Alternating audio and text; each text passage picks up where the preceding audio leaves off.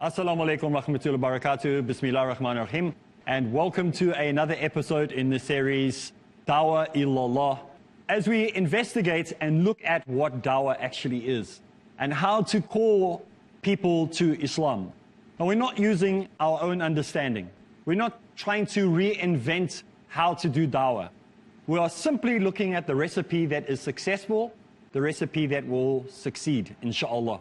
And that is the same recipe as the Prophet Muhammad ﷺ used. There are many people with many dawah courses, but very few are based on what Allah has made permissible. And so we have to make sure that we confine ourselves to the dawah of the Prophet Muhammad ﷺ. He was the best da'i ever. And those da'is that he made were the best da'is ever. And the second generation were the best da'is ever. And the third generation were the best da'is ever. But as the years went by, sometimes we forgot that they had the best system. And we started to interpret things our own way and think, well, this will work, instead of saying what actually will work. And so last week we looked at how the Prophet Muhammad ﷺ called people towards what? He called them towards salvation. He called them towards hope. There's a reason that people call. When somebody is shouting, he's calling you to come have a look at a product. He's shouting because he wants you to come into his shop. He's shouting because he's wanting to get rid of a product for some reason. In the same way, when we shout, because that's what dawah is, we are calling, we're inviting, we are calling people to safety, we are calling people towards salvation. We are calling people to the grace of Allah, which the Christians think they own, but we actually find that not in Christianity, but we find it in Islam. 72 times it says in the Quran, what? Allah is forgiving, most merciful. That is grace. Even though we have to do our part, it is the mercy and grace of Allah that we all rely on at the end of the day. That's why as Muslims, you'll never hear a Muslim say, oh, alhamdulillah, I'm going to paradise, I'm going to heaven. Oh, okay, I'm sure I've got my ticket. Here's my ticket, it's got my name on, I'm going to heaven when I die. Even if the man was a pious person and a good person, and his family confirms he was a good person, we still don't have the arrogance of saying that. Nor do we have the arrogance of saying, oh, that person definitely going to hell. For sure. He was such a bad guy. Because we don't have that right. It's all the grace and mercy of Allah. But we still have to do our part. But at the end of the day, it is totally up to Allah. So the scales can be like that, and the person can still go to the hellfire. The scales can be like that, and the person can still go to paradise. We do not know. It is Allah. One good deed can override everything. One bad deed can override everything. So it's a mercy of Allah. So we can't sit there and be, self-assured. Like the Christian will say, I am sure, I got my ticket. I paid for my ticket, I'm going.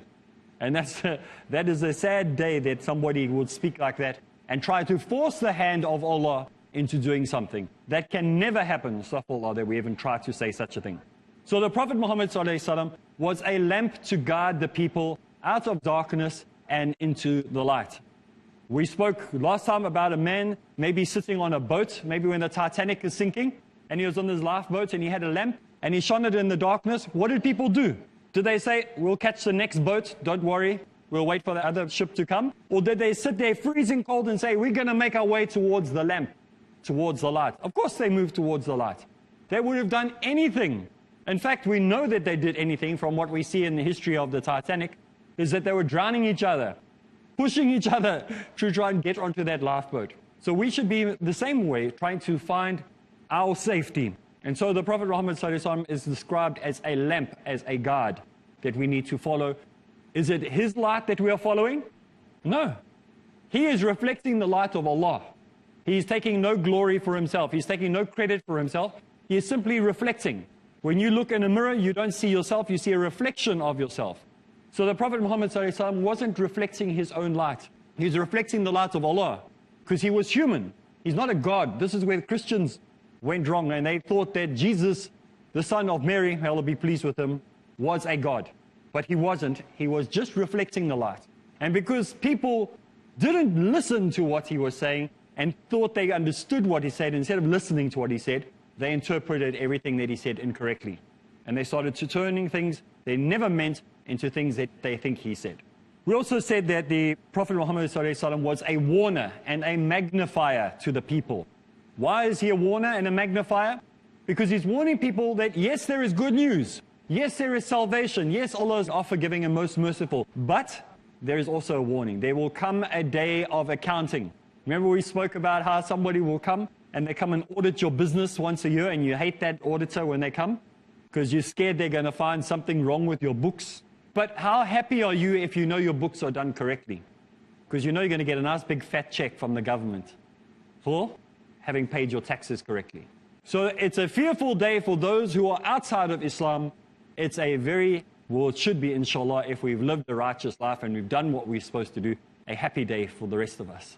Even though we don't act like that, we still live in fear. Every day we live in fear that perhaps, because we don't have that arrogance. Even though we know we might have done right, we still fear that we've done wrong, even if we've done the best. Imagine as someone who is a very, very good person. Imagine someone who's very well behaved, somebody who is a role model to the rest of us. The minimum amount of sins he will commit a day, even if he's a good man, is 5 sins a day. Now multiply that by the number of years that he's alive. Multiply that the number of days in every year, and you'll see how many. We have to still be fearful. We have to still never have that arrogance. So we saw that he is not only a warner of this day will come, but he was also a magnifier. What does magnifier do? It makes things look bigger than they actually are. And so we have to concentrate on things that are important. And we have to concentrate on things that we think, sometimes we have people in life that they major on the minors. They major on the minors. They major so much on the small things that they never do the big things that are important to do. So they're magnifying things in balance. In Islam, everything is in balance. Do you understand? Yes, it's important to pray, but not the whole day, so that you don't do any work. So it's that balance. Yes, it's important to fast, but not the whole year, because there's other things that you need to do. So it's keeping that balance. And then we looked at how the Prophet Muhammad ﷺ was going to predict or warn people that on this day of judgment, everyone will be held accountable for what they've done, and how the Quran was given as a guide to humanity. How the Prophet Muhammad ﷺ was to direct people's attention to the Quran. That he was telling people, if you want to get closer to Allah, how do you do that? You start to read the Quran. You don't go and get your own ideas, pull them out of fresh air, and say, oh, here we go. I've got a new system. And we spoke in episode 1 how that when people did that, they went into grave error. And they started to innovate things that because they didn't like what the text said, perhaps, or they trusted their own understanding. And we spoke that wisdom is very, very important in Islam. But once you've got that understanding, once that question has been answered, you don't go ask the same question again. So once you've got the confirmation of something, you don't keep going back to that, hoping that next year somehow it will have changed. Some other scholar will come up with another interpretation of it, and now it'll make that haram thing halal, or that halal thing haram, whatever suits your needs. No, those things will stay forever the same. So we have to gain wisdom. Once we gain that wisdom, we don't keep going asking that whole thing again. We don't rely on our own wisdom. Some people have misunderstood some of the scholars. Some of the scholars have said, do not trust your own wisdom, it's haram. And so people have said, oh, what? Islam says you must stay stupid. No, Islam wants you to be clever. But it wants you not to go back again and again and again to the same old thing, which you already have confirmation on, but you're trying to find a way out of that thing. You're trying to make a halal thing haram. That is not permissible in Islam. You must stick to what the Quran says. If it says it's no, it's no. Don't try and change it to a yes. We have many people today saying, but I live a good life. I try my hardest. It doesn't really matter that I pray 5 times a day. I don't have to. I'm a good guy. No, because that is the minimum that you've been asked to do. By the way, it's the lower grade pass mark. If you pray 5 times a day, it's not the higher grade pass mark. It's the lower grade pass mark. It's the minimum. Doesn't mean now you go pray 50 times a day.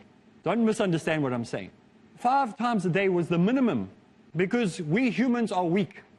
The more we do, obviously, the better. So there's other ways that we can worship Allah as well, by raising our hand any time of the day, when we're sitting, when we're anywhere, just praying and speaking to Allah outside of those 5 times. So don't think that's the only time you ever communicate with Allah. There's other times that you must communicate with Allah. It's important that we connect to the source. If you take a airtime bundle and you buy a data bundle for your internet, and you buy only a half a gig, How long is that going to last you? Not long. Better to buy a whole gig. It's going to last longer. Nowadays, even 1 gig doesn't last very long.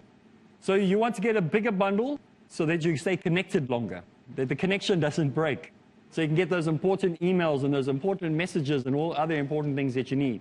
In the same way, we pray our 5 times, we're connected. But it's better to connect more. Talking about your real issues, your real problems. Many people, when they pray, they say, oh, Allah, please help me. I've reverted to Islam, and I know it's haram for me to smoke, and I know it's haram for me to drink, but I want you to help me stop. And then they wonder why 4 or 5 years later, they still haven't been able to stop. Why hasn't it succeeded? Because they're lying. Instead of saying to Allah, Allah, I have no intention to stop. I love this cigarette so much. I love this alcohol so much. But I need you to help me because I have done it on my own and it doesn't work. And I have no intention to even try to stop because I'm weak. I'm a human. You know what will happen? Then you will see changes taking place because you've been honest.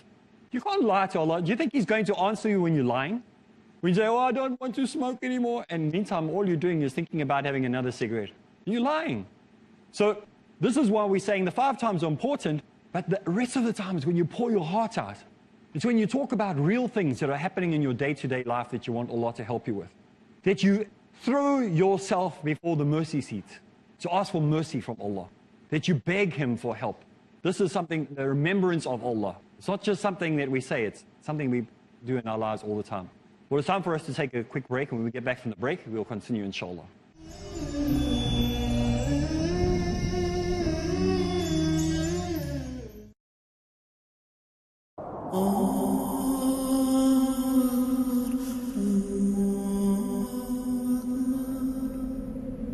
The value of money in the hereafter will be measured by its proper use in the present. يا أيها الذين آمنوا أنفقوا مما رزقناكم من قبل أن يأتي يوم لا بيع فيه ولا خلة ولا شفاعة. According to the glorious Quran, one of the best ways to use your money is to spend it in the way of Allah subhanahu wa ta'ala by spreading His message of Islam.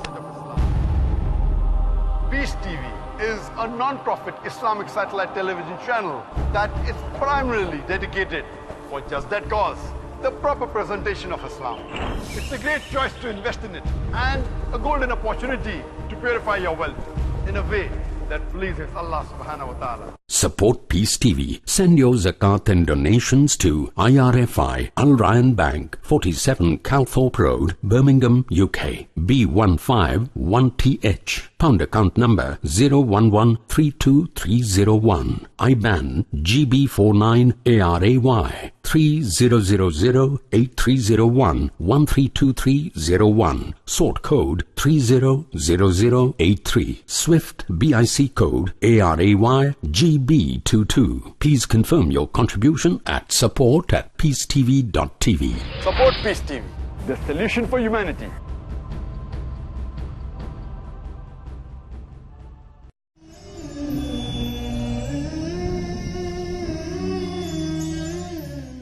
Assalamu alaikum rahmatullahi wa barakatuh, and welcome back. We are continuing in the series of Dawah Ilallah, and we are just doing a short recap from the last 6 or 7 programs that we have, just to remind those latecomers that may have just arrived on the scene what is actually going on. And so we were talking about how the Prophet Muhammad ﷺ was the best role model as a da'i, and how he showed us to be the best of people, a nation that would be separate, and a nation that would call people to the truth. A nation not of India, not a nation of America, not the nation of China, but the nation of Islam. Not that nation either. Not that nation of Islam, but the whole nation of Islam. The nation of Islam of all different races and all different colors and all different creeds and all different backgrounds, and tall and small and some so not so small. So all the different people of the world make up this nation. So this is who the Prophet Muhammad ﷺ was sent to be a witness to. And we have the privilege, the greatest honor today, of being those same people with that honor as he had. Imagine that, to be trusted with the same honor that the Prophet Muhammad ﷺ was given at that time from Allah himself. And we have that same privilege to take the same message, the same guidance, the same deen to the people of this world It's a great honor. It's something we should not look at as a burden, but as the greatest honor. I mean, you've been made a president. Imagine your government coming to you and knocking on your door one morning, and the man stands there and says, "Nice to meet you, Mr. President," and calling you Mr. President. You would be, what? What happened to me? This is the same honor we've been given. We've been given the opportunity of being an ambassador, as being a spokesperson. So we have to be very, very cautious of how we're doing this. Are we people that are going to reflect the same light as he did, or we're going to try and take that for ourselves? Now we have to be careful that we don't get arrogant when we become da'is. Remember that we are earth. And why are we earth? So we can ground ourselves. So we can step back on planet earth. They say some people are so heavenly minded that they know earthly good. And some people are too earthly minded, they know heavenly good. So you have to have a balance. So Islam, we are made of dirt to remind us that that's where we come from. We must be careful that we don't become arrogant and self-centered and think that we are too big for our boots, that we are more important than we actually are. We have to ground ourselves. And this is what we spoke about in the series, that once we've done things that may be in the limelight, maybe you've done a public lecture, maybe you debated some Christian scholar or Hindu scholar or an atheist, after that, go do some menial work. Go volunteer to clean the gardens in the area that you live. Pick up rubbish. Maybe go clean a river. Maybe go and scrub out the bathrooms at the mosque, because it grounds you. It brings you, it not only grinds you, but it grounds you. It brings you back down and you go, I'm just a human being. If we look at the prophets, look what they had. Were they living in big palaces and big mansions and walking around with big fat titles? No. These were day-to-day people. Look at the abuse the Prophet Muhammad ﷺ went through. When I was in Mecca, I was amazed because they've got these nice tunnels now that go from the hotels to the Kaaba. Everything's easy. But I wanted to experience what it was like for them in those days. Try to take myself back 1,400 years, maybe 1,005, even 2,000 years into that period. And so instead of going through the tunnel, I walked over. I climbed the little rock spaces. And some of those houses that they've got there, you can imagine that's what the houses were like during the time of the Prophet Muhammad ﷺ. Some of them are old, some of them are a few hundred years old, some maybe even be 1,000 years, I don't even know. But the pathways are narrow, and the houses are built on the pathway, and you can literally only walk single file through there. There's no alternative route. The alternative route will take you hours to go around, so you go over from one point to the next. It's tough. Those of you on the Hajj know exactly what I'm talking about. That rocky surface, it's very dangerous. 1 foothold in the wrong place, down you fall. As we see some of the innovators do when they go on Hajj, they want to go look for places that have got absolutely nothing to do with the Hajj. And what happens to them? They fall down and die, squashed, flat. Just 1 foot in the wrong place. But one of the most amazing things when I went through here, I saw these houses on the other side of the windows, and I remember the story. Remember how that woman used to throw things at the Prophet Muhammad ﷺ? Don't think it's a big, broad street. That would hit him. It would have hit him. He wouldn't have been able to escape from that. Wouldn't be able to dodge from that. Yet he went through there again and again. Why? He could have taken the long route. He could have gone in disguise. He could have covered himself up and pretended it wasn't him. He didn't. Because it was dawah. Persistence sometimes wears down resistance. And when I saw that, I thought, wow, what he did. What a great da'i. Today we have one little obstacle in the way of dawah. What do? Oh, give up. No. Some people say, I would love to go do dawah in America, or like to go do dawah, but what happens if they hit me? What happens if they beat me up? What happens if I'm imprisoned? Wait until we get to that section in this course where we talk about the suffering that the early Muslims went through. Not just the early Muslims, the Muslims that we know today that are still going, but they keep going. They keep heading forward. So this is something that we have to remember when we talk about this course in dawah, is that we have to be persistent. We have to be consistent. You know, sometimes we build a dawah center. No, maybe at home you see a dawah center being built. And they build this beautiful dawah center, and after a year, it's not successful. Hardly anybody came. And so they close down the center, and you hear that the center is gone. What happened to persistence? Have you seen when the Christian missionaries succeed? They build a church. And for 5 years, maybe they get 5 people in the whole church for 5 years. And the priest is talking for 5 years and nothing happens. Maybe even 10 years. And then suddenly, the fruits of the labor take place. And that place has thousands of people. What happened? persistence. The funding was there for that whole long term, however long it takes. Yet we as Muslims, we want instant results. Just add water and then it will be cooked. We don't want to do the old school, the old way, where we have to persist. Remember, if you're going to open a dawah center where you are, prepared for the long run. Have a budget that's going to last you for the long run. If you're going to be doing dawah programs, have a budget that's not going to be a once-off. Okay, it's that time of year again. Once a year, we go to the college in the area or the university and we do a talk. And then we say, khalas, we've done it. Alhamdulillah, look at us. We got a dawah. We did so much good dawah this year. We went to that college again this year. That was twice that you've done it, once a year. No, no, no. This must be a constant thing. Every day there should be someone with a dawah table. If you can't do it every day because of the rules and the regulations of the college or the university or the school, then do it once a month. But have something consistent and go on and plod. There's a medical school in Johannesburg in South Africa. They have a dawah table that they put, which I gave them. They came, did a course with me, and they put up a dawah table. It took them 3 years before they saw the benefits of one person. Now it happens on a weekly basis. 3 years they persisted having that table up, giving out literature, trying to get volunteers to help. And then they started to see the fruits of the labors. After 3 years only. Why did it take so long? Maybe Allah wants to see the quality of people. We don't know. Maybe it's that He wants to see how committed you actually are. Not just it's an instant success story. So at home, if you don't see success, perhaps you're talking to your friends or your family at work, and you're not seeing that instant result. You expect, well, Sheikh Ahmadiyya just used to do talks and people used to become Muslims. Zakir Naik gives talks and they become Muslims. You give talks and they just become Muslims. How come when I do it doesn't happen? Because we had to do our hard work in the beginning. It took us years to get to the point where we saw any success taking place. The first 6 years that I did Islamic work, when I did dawah, when I spoke, not a single human being accepted Islam. Not one. In 6 years. Not even in my own family. My brother had better results. I had no results. 6 years. Nobody. And then in the 7th year, it was like the floodgates opened. Why did it take so long? Because Allah has to prepare you. Doesn't mean that we can't have certain analogies that we understand in human terms when we speak about Allah. That Allah sees, that Allah hears, that Allah reaches out to us. Of course, these are terms. And they've been complicated to explain. That's why we leave it to scholars that are greater than I am. I don't claim to be a great understander of Islamic terminologies and theologies. I am a comparative religion person. So I'll make plenty of mistakes. I will make hundreds of mistakes in my lectures. And this is why I have to rely on Allah to guide me. And if I make mistakes, it's up to you to warn me and to send me those emails and say, brother, alhamdulillah, thank you for your talk, but maybe this or that needs to be refined. And that's how we all learn.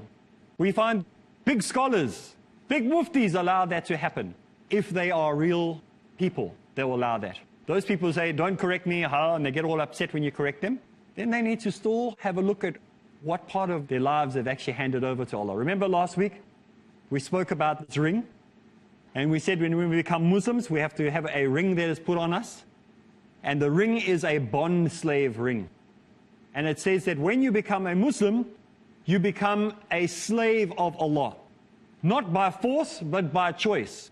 A bond slave in the old days was given a ring. When he put it on, everyone in the community saw him, and they said, what a great master you have. And that slave in the community was treated better than the free people, better than the slaves, because he had that special ring on that identified his master as a great man.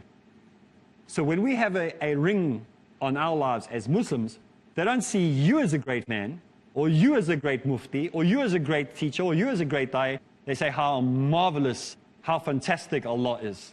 That's what they should see. If they're not seeing that, then you need to relook, and you need to do some analysis, and you need to do some homework and say, what have I allowed to happen? What have I still got to fix in my life? How much am I still in charge? How much am I still the driver of my life? Or have I given my life over to Allah and I'm sitting in the passenger seat? Most of us are not sitting in the passenger seat. We're still driving, but we tell everybody, oh, I'm a slave of Allah. We need to think. We need to become genuine. We need to become real. Well, that's all the time we have for this week. Make sure you join us next week again when we go deeper into looking at Dawah Ilallah. So from all of us here in the audience and from myself, Assalamu alaikum wa rahmatullahi wa barakatuh.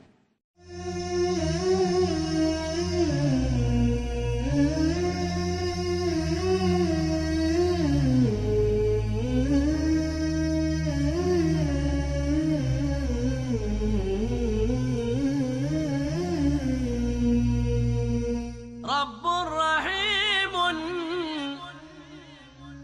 مشفق متعطف